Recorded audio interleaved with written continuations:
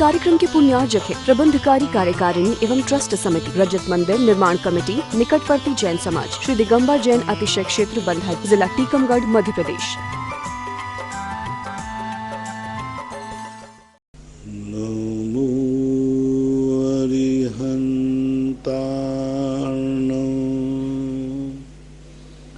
नमो सिद्धार्णं, नमो आयर्याणं, नमो वज्रायाणं, नमो लोये सौवशाहुलं। पंच परमेष्टि भगवान की जय। आचार्य श्री गुरुवर कुंद कुंद महाराज की जय। आचार्य श्री गुरुवर विद्यासागर महाराज की जय। पूज्य श्री के चरणों में समस्त जिज्ञासा कर्ताओं की ओर से कोटि कोटि नमोस्तु वंदन। पूज्य श्री राजेंद्र जैन मेरठ से नमोस्तु गुरुदेव। गुरुवर, यह लोक तीन हवाओं के सहारे टिका है, लेकिन ये हवाएं किसके आधार से टिकी हैं? स्व प्रतिष्ठित है। अपने आप में एक बलय दूसरे से, और तीसरी बलय है वह स्वयं अपने आप पर शाश्वत है। कोई भी चीज़ को रिंग बना दिया जाए तो रिंग बनाने में किसी की सहारे की जरूरत नहीं है।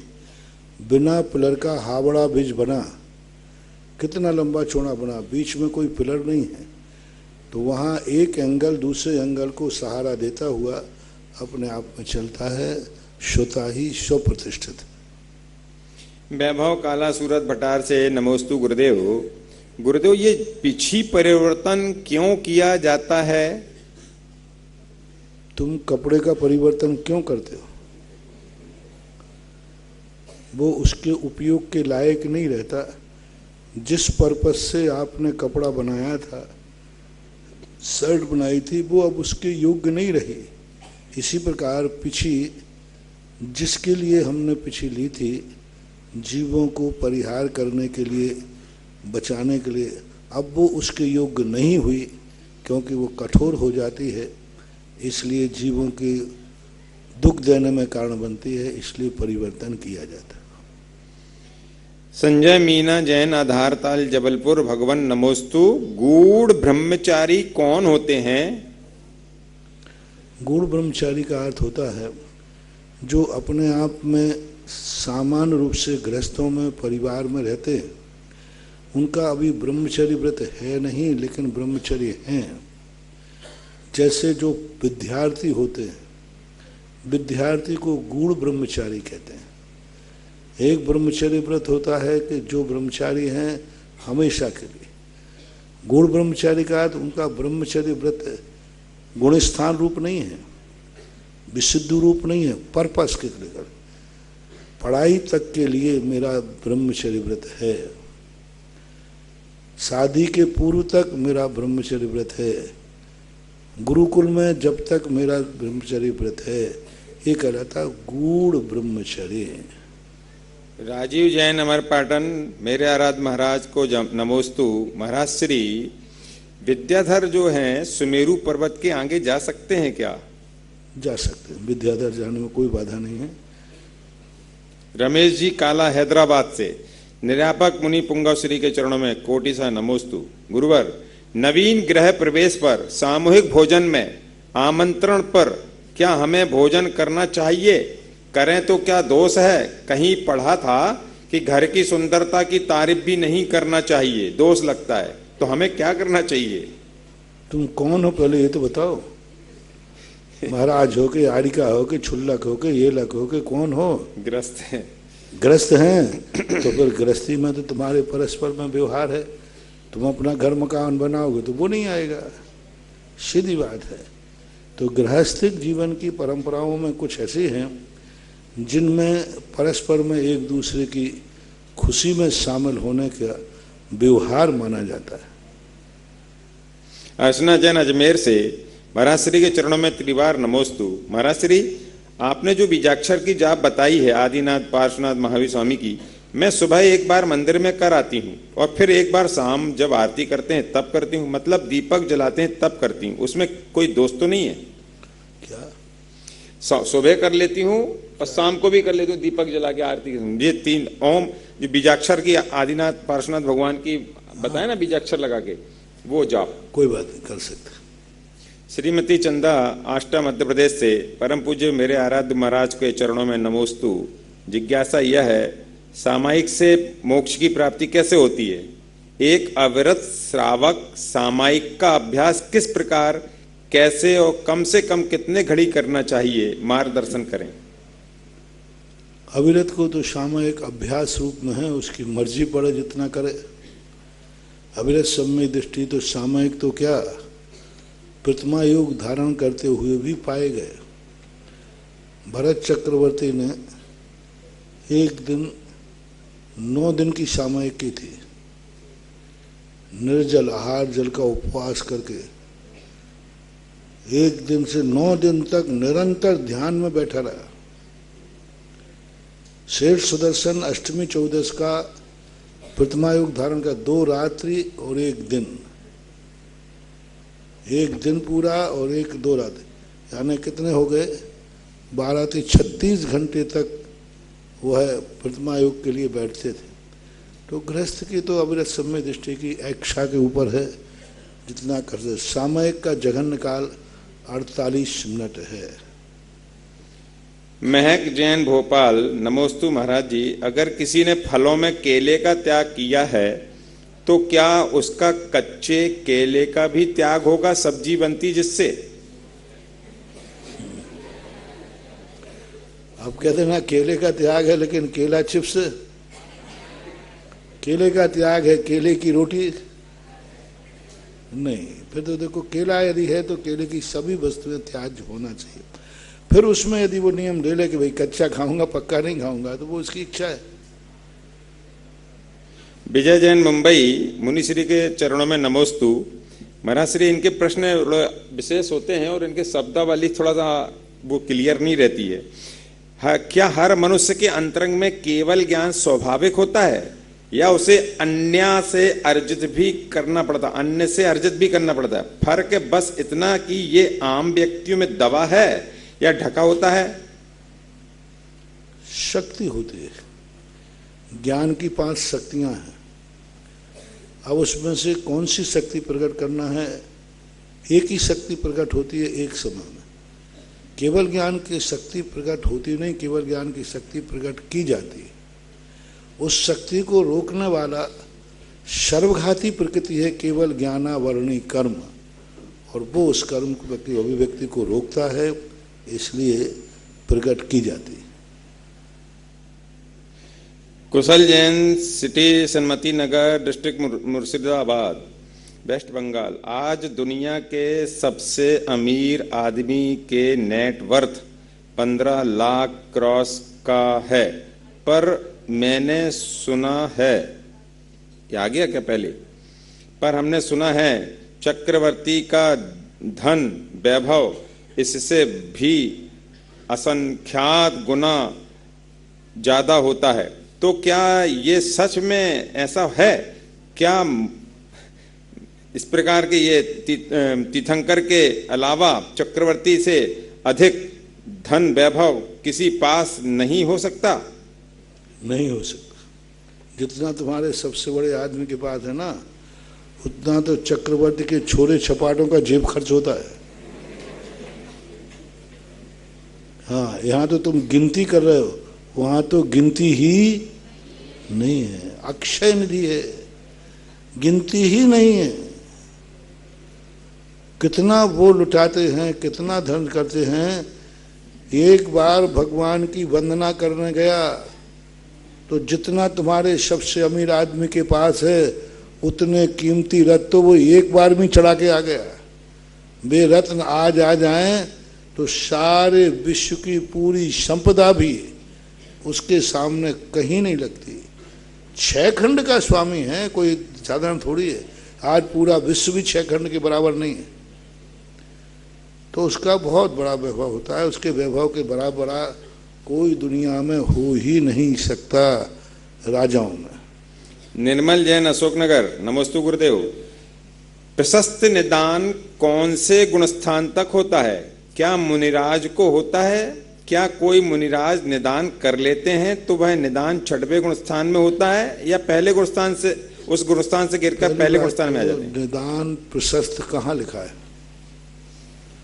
प्रशस्त निदान होते ही नहीं, ध्यान 2 ही होते हैं, निदान ध्यान, निदान सल और निदान बंद।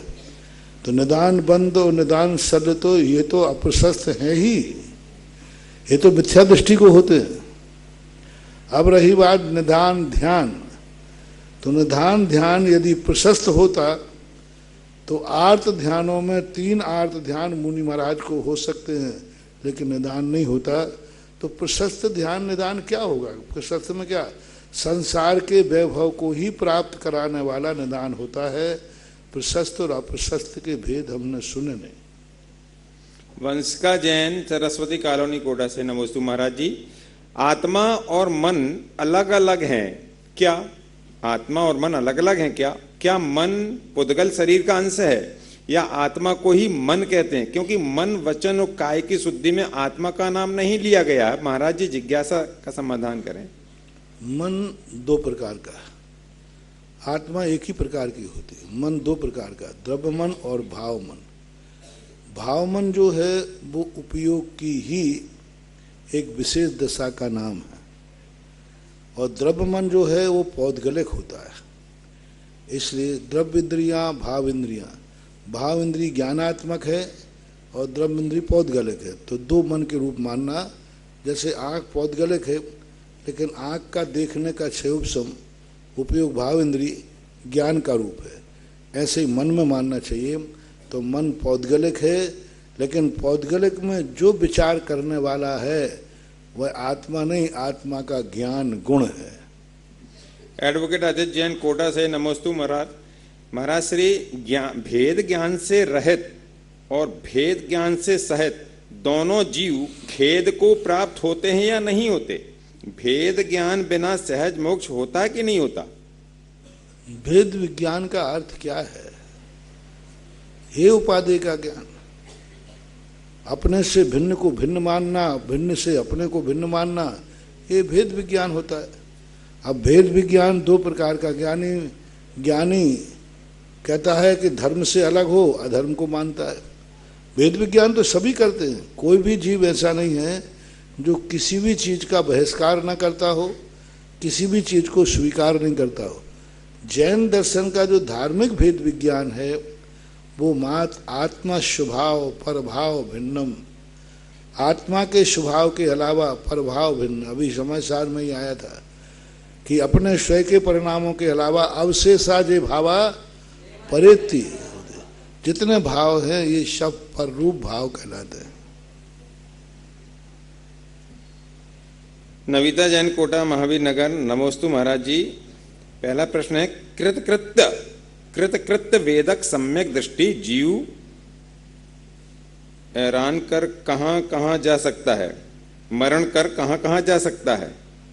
कृतकृत्य वेदक वाला मरण करके 4 गतियों में जा सकता है। दूसरा प्रश्न है, कृतकृत्य वेदक सम्यक्ति जीव क्या नियम से छायक सम्यक्ति बनेगा और मोक्ष का अधिकारी होगा?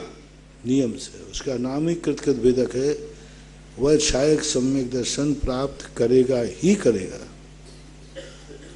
तीसरा प्रश्न, क्या ऐसे भी जीव होते हैं कि छायक सम्यक्ति होकर भी मोक्ष ना जा पाए? नहीं, ऐसा नहीं होता। सुधीर जैन, परासिया डिस्ट्रिक्ट छिंदवाड़ा, गुरुदेव नमोस्तु। मेरी जिज्ञासा यह है, वैमानिक ज्योतिष और भवनवासी देवों की उपपाद सैया तो समझ आती है, परंतु व्यंतर देव जो कि किसी गुफा, तालाब, पेड़ आदि जगह में रहते हैं, इनका जन्म हम किस तरह समझे, माने, जाने? गुफा तालाब जो कृत्रिम गुफा तालाब में नहीं कि अभी तुमने गुफा बना दी और कल जेसीबी चला के गुफा मिटा दो। वो गुफाएं जो होती हैं अकृत्रिम होती हैं। जो गुफाएं कभी मिटती नहीं, बनती नहीं, वो जो उनकी गुफाएं होती हैं, जैसे भोग भूमि के जो पर्वत हैं, हिमवन, महामन्नमन आदि, इनमें जो कुछ भी चीज़ें बनी हैं वो अकृत्रिम है। वहाँ के तालाब के किनारे अब अकृत्रिम है, नदी बहती है, नदी के किनारे अकृत्रिम है। वहाँ ना तो बाढ़ आती है और ना नदी सूखती है। तो वो जो अकृत्रिम चीज़ें रहती हैं, अकृत्रिम स्थान रहते हैं, उन अकृत्रिम स्थानों पर व्यंतरों के वास होते हैं, इसलिए उपवास सैया मानने में कोई बाधा नहीं। हाँ, जैसे वृक्षों के ऊपर उनकी उपवास सैया है, जम्बू वृक्ष। अब जाम्बू वृक्ष जो अकृत्रिम है, पृथ्वी का है। जो पर्वत हैं, कनकगिरी वगैरह हैं, उनमें रहते हैं। 13वें द्वीप समुद्र में उनके स्थान हैं। विजयार पर्वत पे उनके स्थान हैं। अब विजयार पर्वत पे उनके हैं क्योंकि विजयार पर्वत अकृत्रिम है, उस पर कोई उत्पाद व्यय होता है लेकिन सर्वथा ह्रास नहीं होगा। वहाँ कोई जेसीबी चला करके उसको खोद नहीं सकता। अब यहाँ कोई पहाड़ पे बना रहे तो जेसीबी ला के उसको तो इनमें नहीं होता। वृद्धि ह्रास जिन पर्वतों में होता है, उन पर्वतों में उनका वास नहीं होता। वहाँ वो आते हैं, उनका क्षेत्र है, लेकिन विक्रिया से आते हैं, मूल निवास नहीं होता उनका। नीचे जन्म तो नीचे ही होता है उनका, नरकों में पहली पृथ्वी के ऊपर जन्म होता है उनका। 8वां नहीं, जन्म वही नहीं, उनका तो अपने अपने मानो। भवनवासी व्यंतर ज्योतिष अपने अपने मूल स्थान पर ही जन्मते हैं। हाँ, नीचे जन्मते, उनका इस जन्म है, जहाँ भी वो रहते हैं वहीं जन्मते हैं। मात्र अकेले देवियों को छोड़कर बाकी सबके स्थान एक ही होते हैं। अतिशय जैन मांगरोल से नमोस्तु महाराज जी, पूर्वाचार्यों को पूजपाद आचार्य, कुंद आचार्य, वट्टिकेर आचार्य आदि कहा जाता है, पर आजकल आचार्य विद्यासागर जी, आचार्य विशुद्ध सागर जी ऐसा कहते हैं। ये सागर शब्द यूज कब से हुआ महाराज जी? कोई बात नहीं, सागर शब्द वैसे नंदी लगा देते हैं, स्वामी लगा देते हैं, ऐसा सागर लगा। पूज्य शांति सागर महाराज ने सागर शक्ति परंपरा का शुरुआत की, चल रहा है। दूसरा प्रश्न है, मेरी मम्मी कहती है कि आपको मैं महाराज जी नमोस्तु ऐसा नहीं कहना चाहिए। मम्मी कहती है नमोस्तु मुनिवर, नमोस्तु मुनिश्री, नमोस्तु महाराज जी ऐसा कहूं, क्योंकि ऐसा कहने पर मन के भावों में विशुद्धि और बहुमान आता है और आदर समर्पित होता। क्या मम्मी का कहना सही है महाराज जी? सही है। नमोकार मंत्र की यही परंपरा है। नमोस्तु अरहंत भगवान, नमो रिहंताणम, महाराज जी नमोस्तु। इसमें ये आ रहा है कि महाराज को देख के नमोस्तु कर रहे हो। नमोस्तु महाराज, मैं नमोस्तु महाराज को कर रहा हूं, दोनों में अंतर है।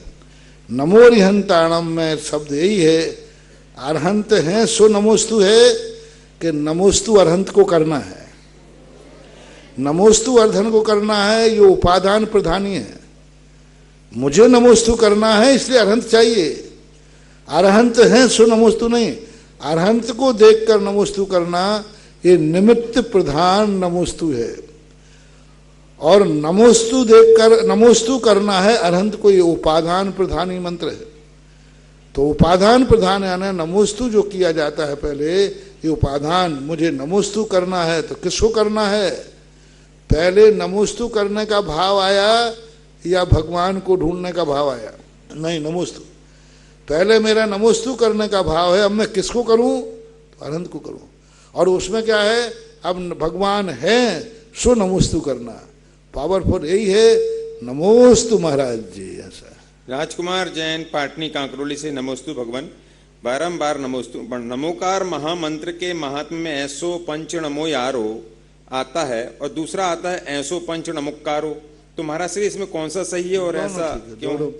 प्राकृत में दोनों बनते हैं। नमो यारो शब्द जो है प्राचीन है, लेकिन नमोकार शब्द भी बनता है। महेंद्र जैन पत्रकार इंदौर से नमोस्तु महाराज श्री, भगवान वीतरागी हैं और हम सभी उनके भक्त वित्तरागी हैं। महाराज जी मंजिल अलग अलग होने से आखिर कैसे वीतरागी भगवान की कृपा वित्तरागी भक्तों पर होगी? भगवान की तो कृपा होती है, अपनी भक्ति जितनी होगी उसी को अपन कृपा कह देते हैं। हमने अभी कहा था ना, भगवान में चमत्कार नहीं है, अपनी भक्ति में चमत्कार है। इसलिए नमोस्तु में चमत्कार है, अरहंत को नमोस्तु में नमस्कार है, लेकिन अरहंत में नहीं। अरहंत तो सबके लिए चमत्कारी है। अपना नमोस्तु कैसा है, अपनी भक्ति कैसी है, अपनी श्रद्धा कैसी है उसमें मानना चाहिए। नमोस्तु महाराज जी। महाराज जी, मेरी जिज्ञासा यह है कि मंदिरों में हम देखते हैं कि बाहुबली भगवान की प्रतिमा जो होती है उसकी एक अलग से विधि बनाई जाती है, तो ऐसा क्यों होता है महाराज जी? क्यों फिर कहाँ रखें? नहीं, अलग से भी नहीं, आदिनाथ के साथ भी बैठा रह जाता है।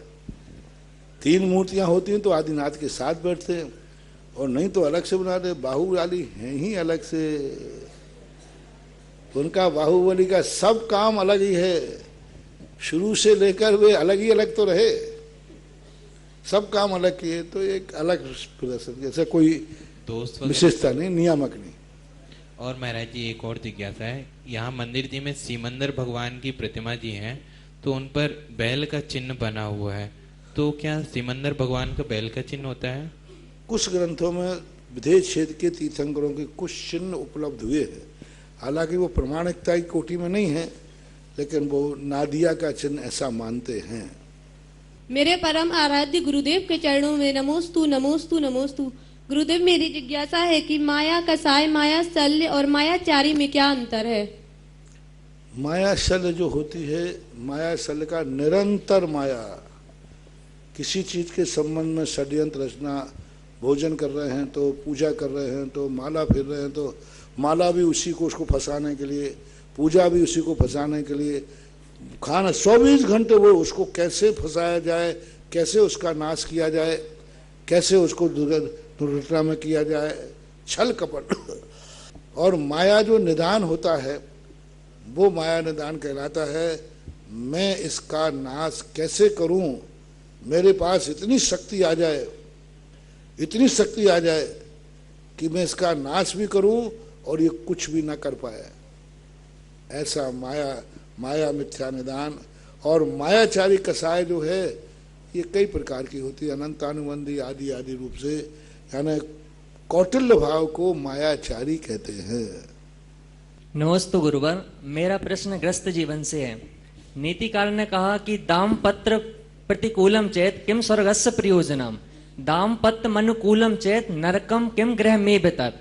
जहां पति पत्नी का हितमित प्रिय वचन घर हो वह तो स्वर्ग के समान बता दिया, और जहां पर कलह बसीभूत हो वह नरक के समान। तो जब महाराज श्री जैन धर्म अनुसार शादी होती है तो जिनवाणी के सामने, हवन की साक्षी पूर्वक सब पंचों के सामने वधू का वर से 7वां प्रश्न वचन रहता है कि मुझे जीवन पर्यंत नहीं त्यागना होगा, और वर बहुत आनंद पूर्वक उसको स्वीकार भी कर लेता है। लेकिन वर्तमान काल में देखें कि दोनों युगल जोड़े बहुत अच्छी तरह से पढ़ लेते हैं, दोनों की वीआईपी नौकरी रहती है, दोनों कमाते हैं, तो थोड़ा सा भी कलह हो जाए तो बीच में आ जाता है तलाक, क्योंकि वह स्वतंत्र रहते कि आप नहीं दोगे तो हम खुद कमा लेंगे। तो महाराज श्री उस वचन का क्या दोष लगेगा, और हमारे जैन ग्रंथों में इसके बारे में क्या धारणा आचार्यों ने बताई? मार्ग उत्कृष्ट का ही होता है, उपदेश उत्कृष्ट का ही होता है। गारंटी देता है गाड़ी देने वाला कि ये गाड़ी इतने दिन तक आपको कुछ नहीं कराना पड़ेगी, और लेती जाकर के शराबी व्यक्ति ने उसको चलाना शुरू कर दिए, एक्सीडेंट हो गया। तो ये कहलाती है नीति। अब नीति को कौन कितना पालन कर पाता है ये व्यक्ति के अधीन है। व्यक्ति पालन करे या नहीं करे उससे नीति नहीं बदल जाती, नीति तो वही है। अब नियम लिया है किसी ने, नियम तो यही लिया था कि मैं जिंदगी में कभी भी रात्रि भोजन नहीं करूंगा, जिंदगी में तो यही नियम लिया था मैं अभिषेक पूजन करूंगा, लेकिन बीच में तो अब ये अपवाद मार्ग कहलाते हैं। नीति नीति है, पूरी नीति 100 नंबर पेपर में होते हैं, क्या सभी लोग 100 नंबर ला देते हैं? लेकिन मार्ग तो क्या है, पढ़ाई किस लिए कितने नंबर के लिए करता है, पढ़ाई कितने नंबर के लिए करता है? 100 नंबर के। पेपर कितने नंबर का है? आते कितने हैं? सबके लिए 100 नंबर का पेपर है। नीति क्या है? 100 नंबर का पेपर। सब पढ़ रहे 100 नंबर का पेपर, लेकिन सभी के 100 नंबर नहीं आते। तो इस प्रकार की ये नीतियां कहलाती हैं। जो जितना पालता है अच्छा है, अधिक नंबर आते हैं अच्छा है, कम आते हैं तो उसका दुर्भाग्य है। 3 ज्ञान, मति, शुद्ध, अवधि, तीनों ज्ञान उपयोग में कोई भी होता है, 3 में से एक ज्ञान होगा। अवधि ज्ञान उपयोग में नहीं रहता, इतना ध्यान रखना। मति और शुद्ध ज्ञान दोनों उपयोग रहते हैं। अवधि ज्ञान लब्धि में रहता है, क्योंकि अवधि ज्ञान जब भी लगेगा संगी पंचेंद्री का मन हुए बिना, पर्याप्त हुए बिना अवधि ज्ञान का प्रयोग नहीं होता। लेकिन मति और सुत ज्ञान के माध्यम से वहाँ विग्रह गति में भी कर्मों का बंध चलता रहता है। मेरे परमाराध्य गुरुदेव के चरणों में शत वंदन, शत वंदन, शत वंदन। पूज्य गुरुदेव, आपके आशीर्वाद से 3 साल पहले गोलाकोट की कमेटी ने, तीर्थोदय गोलाकोट की कमेटी ने जो संकल्प उठाया था क्षेत्र को ऊपर उठाने के लिए, और उसमें एक शानदार भव्य मंदिर बनाने के लिए और एक ऐसी सुविधाओं का जिससे कि समाज का व्यक्ति वहाँ अधिक से अधिक जाएं और उनको सुविधाएं मिलें, तो हमने पूरी कोशिश की है। और आपके आशीर्वाद से आज गोलाकोट पूरे हिंदुस्तान में नहीं बल्कि सारी दुनिया के जैन समाज में काफ़ी प्रसिद्ध हो गया है, फेमस हो गया है। हमारी कोशिश ये रहेगी कि आने वाले समय में हम इसमें और सुधार करें और इसको बढ़ोतरी करें, और जैसा आपने बताया कि इसको ऐसा बनाए कि जो वहाँ जाए वो वहीं का हो जाए, उनको इतना उसका मन उसमें लग जाए। गुरुदेव, आज मैं प्रश्न तीर्थोदय गोलाकोट की जगह मैं श्रमण संस्कृति संस्थान के बारे में करूंगा, क्योंकि मैं श्रमण संस्कृति संस्थान से अभी जुड़ा हूं और ये बच्चे मेरे यहाँ पे विद्वान और विदुषी यहाँ पे मौजूद हैं। तो मैंने इन बच्चों से जब बात की तो पता लगा ये बड़े संयम से रहते हैं और आते ही इनका जो जीवनचर्या है, जो व्यवहार है, सब कुछ बदलना शुरू हो जाता है। और शुरू में इनको बहुत समस्या भी आती है। जैसे बालिकाओं को हमने मोबाइल टेलीफोन से बैन कर रखा है, तो बिना मोबाइल टेलीफोन के आज के टाइम पे ये सोचना, मतलब जीवन के उसके बिना भी जीवन बड़ा मुश्किल है एक आम सांसारिक नागरिक के लिए। पर ये बच्चियां करती हुई हम पनिशमेंट भी देते हैं, बच्चों को पनिशमेंट देते हैं। मेरा आपसे यह है कि इच्छा तो बहुत होती है गुरुदेव, कैसे ये अपनी इच्छाओं का शमन करें, और जिस उद्देश्य की पूर्ति के लिए आ रहे हैं, सारी दुनिया देख रही है कि 1 साल के अंदर, 2 साल के अंदर इन्होंने इतनी ज्यादा अपने ज्ञान में प्राप्त वृद्धि की है, अपने पर्सनैलिटी का डेवलपमेंट किया है, और ये किसी भी समस्या का कहीं भी किसी मंच में सामना कर सकते हैं। तो ये कैसे अपनी इच्छाओं को शमन करके उस मार्ग पे आगे बढ़े चलें जिस मार्ग पे आप इन्हें बढ़ाना चाहते हैं। नमस्ते। उन्हीं सब बातों के लिए तो मैं साल भर में 15 दिन 12 दिन इनको देता हूं। समय सार नहीं पढ़ा रहा हूं, समय सार इनके पूरे द्रव्य गुण पर्यायों में भेदन कर रहा हूं और साथ में संस्कार भी दे रहा हूं। 12 दिन का सारा मेरा 24 घंटे का सब कुछ, प्रवचन भी, स्वाध्याय भी, क्लास भी, सब उन्हीं संस्कारों के लिए दिया जाता है। और ये 12 दिन का संस्कार पूरे साल भर इनके चलता है। साल भर ही नहीं, जिंदगी भर चलेगा, ऐसा है। और ये अनुशासनबद्ध होकर के भी अभी तक हमारे संस्थान से जितने भी बच्चे निकले हैं, किसी भी बच्चे की आज तक यहाँ से निकलने के बाद भी कोई ऐसी शिकायत नहीं आई जिसने कोई ऐसा कार्य किया हो जो धर्म, कुल, परिवार के लिए परेशानी का कारण बना हो। इन्हीं के साथ पढ़ने वाले लोग जो अन्य पढ़ाइयों में गए, उनके परिवार के लोग मेरे पास रोते हुए आए कि महाराज इसी का 1-2 संस्थान में पढ़ा है और इसी का 1-2 संस्थान से बाहर पढ़ा है, उसने क्या जीवन बनाया है और इसका क्या जीवन बना है। कई पिता पछताते पड़ गए, शायद मैं अपने बच्चे को संस्थान भेज देता तो आज हमारे कुल का गौरव बढ़ जाता है। नई कमेटी का जो अभी गोलाकोट की, इसका सबसे बड़ा अभी एजेंडा मैं देता हूं। एक तो सबसे बड़ा कार्य करना है 24 का, और दूसरा कार्य करना है वहाँ पर ऐसी की आवास व्यवस्था हो कि, क्योंकि ये दिल्ली वाले हैं तो उन्होंने दिल्ली वालों का तो इंतजाम कर लिया, क्योंकि दिल्ली वाले लोग जिस स्टैंडर्ड मेंटेन से रुकते हैं वो तो इन्होंने कर लिया। लेकिन यहाँ जो मध्यम वर्गीय या जो सामान्य वर्ग हैं, उनके स्तर यदि वो एसी में रुक जाएं तो उनको डबल निमोनिया हो जाए। हाँ, अब तुम्हारे संस्थान में किसी बच्चे के कमरे में कूलर नहीं है और यहाँ आते ही एसी में बैठा दिया तो 3-4 बच्चे तो छुट गए। संस्थान में कहीं को किसी के कूलर नहीं है ना, कूलर भी नहीं, और यहाँ आते ही एसी में बैठ गए। तो उनके लोगों को भी करें, ऐसा एक स्थान भी बनाएं जिससे सब मध्यम वर्ग वाले भी बहुत खुश हुए।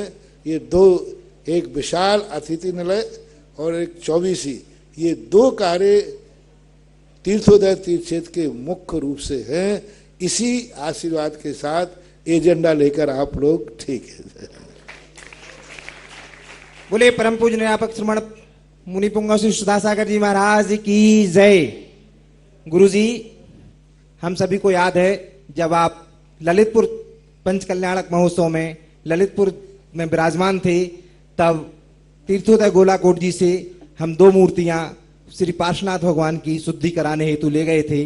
तब आपने बोला था कि अभी तक तो भक्त लोग लेने आते हैं, आज साक्षात भगवान जी मुझे लेने आए हैं, मुझे गोलाकोट जाना ही होगा। गुरुजी, जब आप तीर्थोदय गोलाकोट जी पधारे तब आपने बड़े बाबा आदिनाथ भगवान को उच्चासन दिया और आपने बोला था कि इस उच्चासन देने के बाद समस्त क्षेत्र उन्नति को प्राप्त होगा। वो हम सभी लोग गवाही हैं। आज तीर्थोदय विश्व में ही, देश में ही नहीं विश्व में भी अपनी ऊंचाइयों को प्राप्त हो रहा है। गुरुवर, आप जो उच्चासन प्रदान करके देवादिदेव श्री आदिनाथ भगवान मूलनायक बाबा को आए थे, वो स्थान अब सभी भक्तों के लिए बहुत छोटा सा मालूम हो रहा है। वहां हम लोगों को व्यवस्थाएं नहीं दे पा रहे हैं। मेरी जिज्ञासा ये है कि वो दिन कौन सा होगा जब तीर्थोदय गोलाकोट जी पर हम बड़े बाबा को नवीन ग्रह में उनको स्थापित करके उनकी प्राण प्रतिष्ठा कराकर समस्त भक्तों को स्थान दे पाएंगे। नमोस्तु गुरुदेव, नमोस्तु गुरुदेव, नमोस्तु गुरुदेव। यह हुआ है तो वो भी होगा। नमोस्तु गुरुवर, नमोस्तु गुरुवर। इस युग में जब आचार्य विद्यासागर आपके युग में हमने जन्म लिया, ये हमारा कौन से पुण्य का उदय है? क्योंकि तीर्थों का उद्धार, चमन संस्कृति के जो विद्वान, उन्हीं के माध्यम से सऊदी कतर में रहकर भी हमें स्वाध्याय का मौका मिलता है। आलोक मोदी जी के समझ गया। एक कलमबद्ध बयान होते हैं। जब व्यक्ति सीरियस होता है तो अंत में कोई घटना घट जाए तो कलमबद्ध बयान किया जाता है और वो अंतिम बयान कहलाते हैं।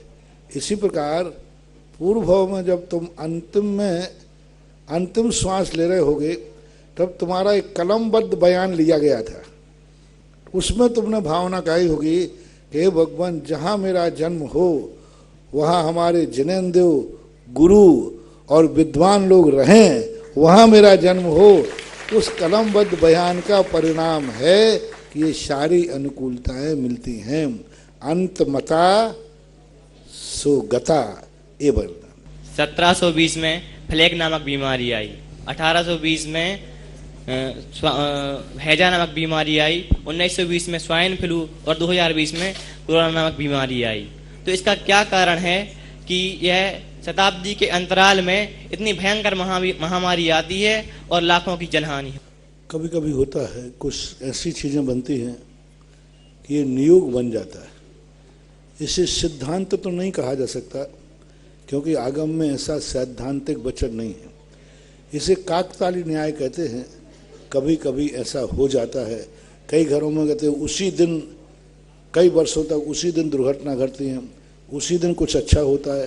तो ये काकताली न्याय होता है, अनायास, सिद्धांत नहीं है। महारथ गुरुवर के चरणों में त्रिवार नमोस्तु नमोस्तु नमोस्तु।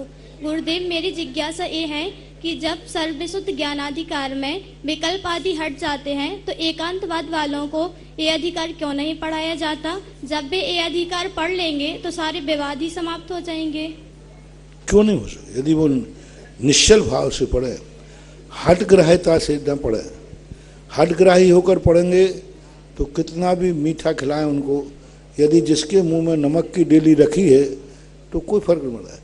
यदि निश्चल भाव से समझने की दृष्टि से पढ़ेंगे तो जरूर उनके मिथ्या भाव दूर होंगे। हे गुरुवर नमोस्तु। मेरी जिज्ञासा है कि मायांतिक समुद्रघात क्या है?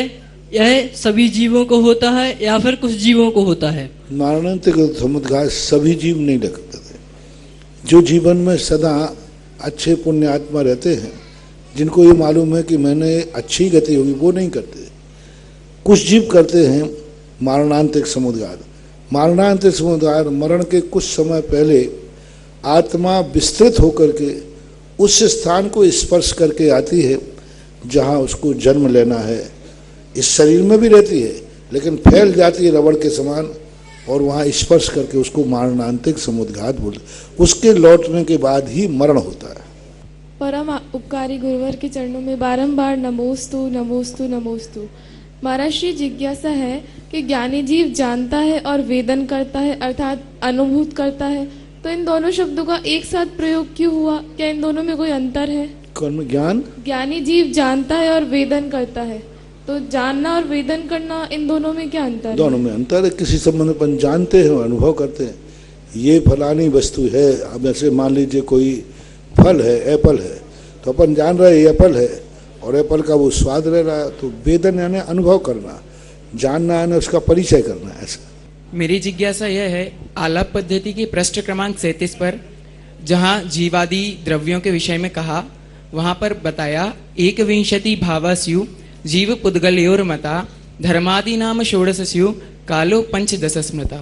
तब वहाँ पर विशेष जो सूत्र क्रमांक 28 था, वहाँ पर जीव और पुद्गल के जो 21 भाव कहे, उनमें उपचरित स्वभाव, विभाव स्वभाव और नास्ति स्वभाव के विषय में कहा। यह जीव और पुद्गल के कैसे होते हैं? कृपया कर जिज्ञासा समाधान। कौन से? उपचरित और उपचरित स्वभाव, नास्ति स्वभाव और विभाव स्वभाव। पुद्गल के भी होते हैं ना, पुद्गल भी भाव वर्णन करता है। जीव की अपेक्षा उसका नास्ति स्वभाव है, उपचरित स्वभाव उसका बनता है। जीव के साथ उसका संबंध उपचार से है, क्योंकि उपचार संबंध तो बनाता है वो जीव के साथ। परद्रव्य के साथ जब संबंध बनाया जाए उसे उपचार कहते हैं। तो पुद्गल का संबंध परद्रव्यों से बनता है, इसलिए उपचरित है। और नास्ति स्वभाव है क्योंकि अन्य द्रव्य रूप नहीं है, जीव रूप नहीं है। तो ये उसमें संदेह क्या है? वह जीव के साथ कैसे होगा? जीव के साथ, कर्म के साथ में, कर्म बंध के साथ में। जब जीव का कर्म के साथ है तो कर्म का जीव के साथ, जीव का कर्म के साथ उपचरित संबंध है नहीं संबंध। उपचार से कहा जाए, जैसे दूध पानी मिला दिया जाए तो दोनों मिलकर के उपचरित एक हो गए, लेकिन पानी पानी है, दूध दूध है। परम अपकारी गुरुवर के चरणों में त्रिवार नमोस्तु नमोस्तु नमोस्तु। महाराष्ट्र की ऐसी लोकयुक्ति है कि जहाँ सत्य होता है वहाँ असत्य भी होता है, जहाँ भगवान होते हैं वहाँ शैतान भी होते हैं। और सूत्र में भी भवनवासी के भेदों में भूत प्रसाद का वर्णन आया है। और जिस प्रकार हम भगवान के अतिशय को देख पाते हैं, क्या उसी प्रकार ये व्यंतर वासुदेव हमारी लौकिक क्रिया में व्यवधान डाल सकते हैं? डालते नहीं हैं, डालने की शक्ति तो है। देवता अच्छे लोग होते हैं, ऐसा अनाद नहीं है। वो कुचित कदाचित कभी कोई पूर्व भाव का कोई बैर भाव हो, अथवा कभी कौतूहलवश थोड़ा बहुत कभी करते हैं, ज़्यादा नहीं करते। उनके उच्च गोत्री है, तेजोलेस्या होती है, ज़्यादा नहीं। जितना अपन लोग मानते हैं इतना वो करते नहीं हैं, लेकिन करने की शक्ति तो है ही, शापानुग्रह शक्ति होती है उनमें। इस कार्यक्रम के पुण्यार्जक है प्रबंधकारी कार्यकारिणी एवं ट्रस्ट समिति, रजत मंदिर निर्माण कमेटी, निकटवर्ती जैन समाज, श्री दिगंबर जैन अतिशय क्षेत्र बंधर, जिला टीकमगढ़, मध्य प्रदेश।